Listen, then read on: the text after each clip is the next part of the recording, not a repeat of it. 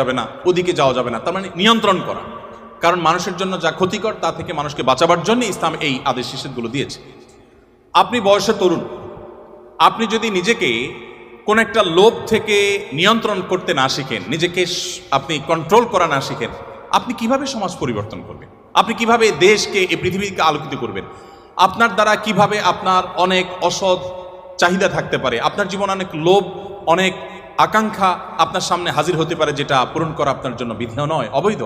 সেগুলো আপনি কিভাবে সেগুলো থেকে আপনি বেঁচে থাকবেন, নিজেকে কিভাবে নিয়ন্ত্রণ করবেন? এটার এক্সারসাইজটা আপনাকে আপনার তরুণ বয়স থেকে করতে হবে। আল্লাহ রাব্বুল আলামিন একটা নির্দিষ্ট সময় পর্যন্ত আমাদেরকে অপেক্ষা করতে বলেছেন, একটা বৈধ এবং হালাল সম্পর্কের জন্য অপেক্ষা করেছেন। দেখুন, পৃথিবীর যে সমস্ত দেশে এই রিলেশনগুলোর কোনো বিধিনিষেধ রাখা হয়নি, তারা খুব একটা ভালো নেই, তাদের দাম্পত্য জীবনে তারা খুব একটা সুখী নয়। আমরা ভারত উপমহাদেশের মানুষ, আমাদের অনেক কিছুই নেই, আমরা জ্ঞানে বিজ্ঞানে পিছিয়ে, আমরা অনেক